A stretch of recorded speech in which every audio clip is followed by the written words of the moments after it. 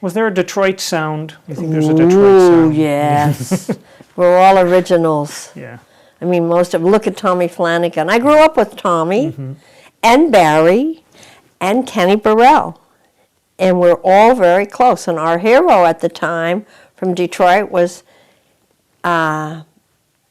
Hank Jones and Milt Jackson, because Milt Jackson had gone off with Dizzy Gillespie. And Hank Jones had been out there for a while, even though he wasn't originally from Detroit. So we had our own, we were struggling with this music, you know, going around. And I should say I was struggling with it because the prejudice in Detroit was not to be believed. No kidding. Oh, it was horrible. They would stop us in the car if they'd see you mixing. They used to call it mix. They didn't want you to mix, as they say, you know, the blacks with the whites. And if they'd see you in a car, the cops would stop. Where were you born? Where are you going? Where are you coming from? I mean, third degree like you wouldn't believe. I've been taken down to the police station in Detroit when I was going with Frank Foster. So we were going out to Belle Isle. Frank Foster, myself, were in the back. And my girlfriend and the guy she was going with they were sitting in the front. And we were both white, and they were black, you know, or Afro-American. These cops, plainclothesmen, stopped us and gave us the third degree. And then I threw a cigarette out of the car, and of course they crawled under the car to get that cigarette because they thought I was smoking dope. And in those days, if you got caught with marijuana, I would still be in jail in Detroit. I mean, anything that they could get on me as a young white girl hanging out with black musicians, they were going to be on your case. I never went out with people for that reason. I went with them because I didn't even know color. I'm 1/4 Cherokee Native American. So am I going to, I mean, I know that feeling growing up being called a half-breed and the whole trip when I still lived in Pennsylvania with my grandparents as a kid. I knew that prejudice, you know. So to walk into this prejudice was like so heavy. I mean, I fought so hard to do this music, and that was one of the hardest battles, was to not have the fear to stick up to these people of authority, knowing that I was right and they were wrong, and you know, they were the problem, not me. But when the last time I got busted, I call it with Frank Foster in the car. They took us down. They separated the women from the guys. This cop said to me, and I'll never forget it as long as I live, he said, I'm going to tell you something. He said, if I have a 9-year-old daughter, he said, if I caught my daughter the way I caught you tonight, if I thought that was going to happen to her, I would take this gun and go home and blow her brains out. I swear to God, Monk. I swear to God. That is what he said to me, and I thought, oh, my God. And then something said, don't say nothing, shut up. He's waiting to get your reaction, and if you flip out, they'll put you for assaulting an officer or whatever, you know. So I said, oh gosh. I said, boy, that's strong or something like that. I said, well, you know, I said, I'm not going to be staying in Detroit anyway. I said, I'm going to New York. Well, I was chasing Bird, you know. So he said, oh, where it's so cosmopolitan, you know. And I didn't say anything. All of a sudden, some little voice that takes care of me said, shut up. Don't say anything. They're waiting. I came to New York, and I was walking on my street. I was having these sessions in my loft like you wouldn't believe. Everybody showed up there. Sonny Rollins, everybody came to my loft. Monk, everybody. Naturally, Bird was always there. There's a session going full bloom. A lot of the kids that were studying with Lenny Tristano and going like this. I think Warren Marsh was up there that night playing. I went out with 2 young black painters, artists, to get some food. On my way back, 4 guys, white guys, jumped out of the bar on the corner where I live and held the guys and threw me down and started beating me up. Actually knocked one of my teeth out. Oh my God. And all of a sudden I looked up and I saw this guy in this tweed overcoat, and he had a gun drawn. And I said, oh my God. Here I left New York, I left Detroit to come to New York to get away from this, and now I'm going to get murdered. They're going, hey, he's going to kill me, for being with black friends, which I don't even think about. He was a plainclothesman, and he saved my life. These guys were kicking me like you wouldn't believe. He come over and he comes over and he says, do you know this woman? She related to you? No, officer.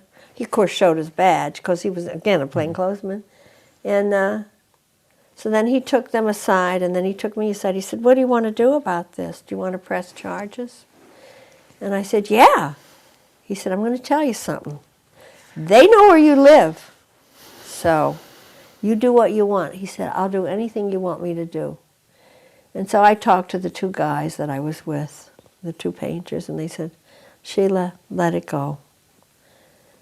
Sometimes I wondered, did I do the right thing? Yeah. I don't know if I ever did the right thing. I thought, oh, they need to be punished, But there's for some their self-preservation you But have there to was, consider. there was, and and they did know where I lived, and they actually weren't even from the neighborhood. They were just happened to be passing through. But how's that for a story? Isn't that bizarre? That's amazing.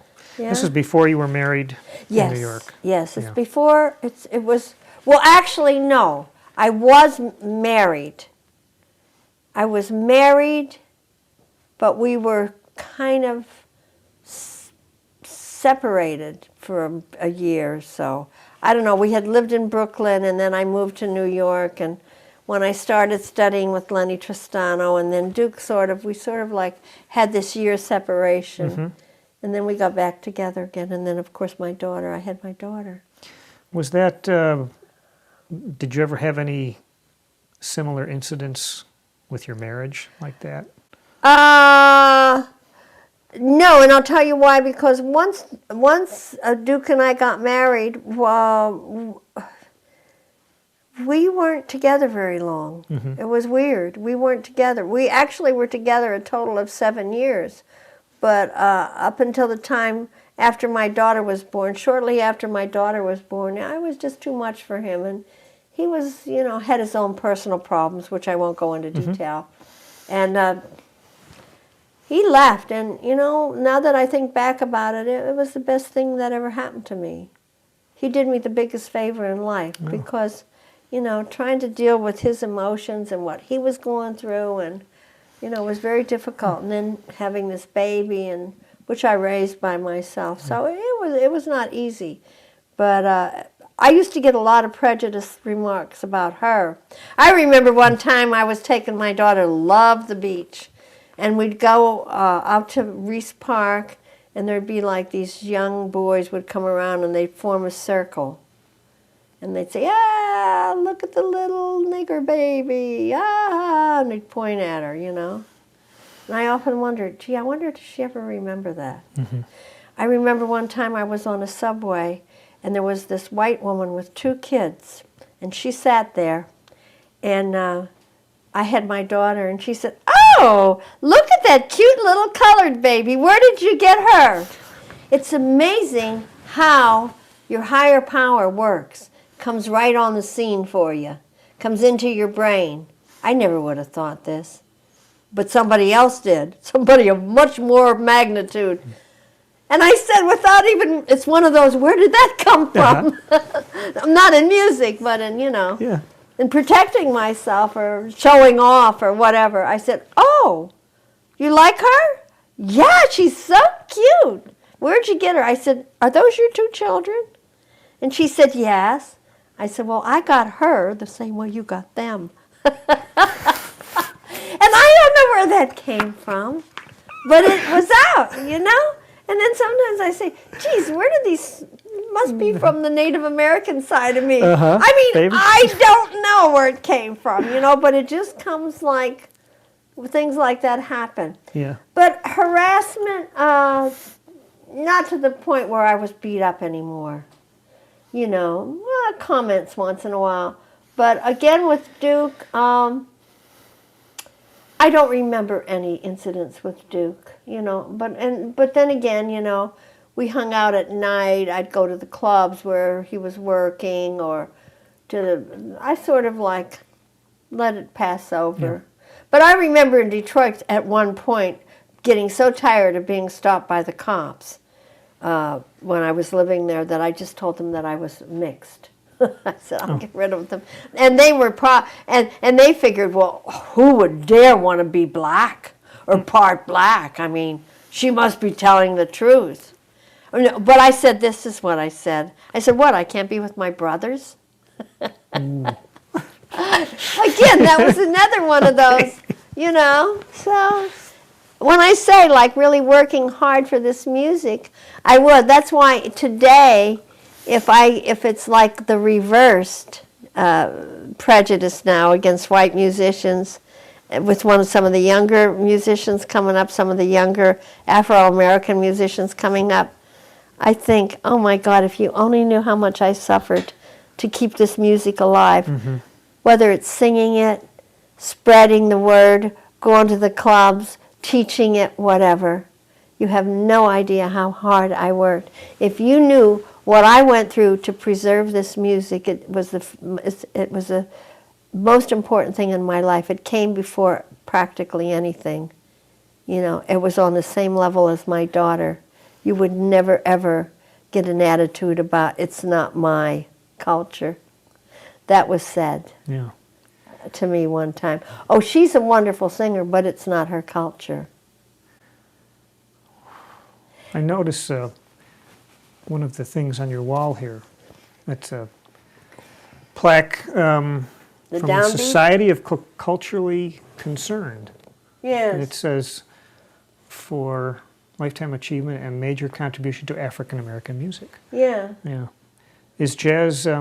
Well, Detroit was never like that. The people in Detroit, the musicians in Detroit never thought about me as this little white chick trying to do the music. I was just doing the music. And they knew that I had a unique way of doing what I did, whether it was great or not so great or whatever. Who cared? I don't even think about that. But they always accepted me.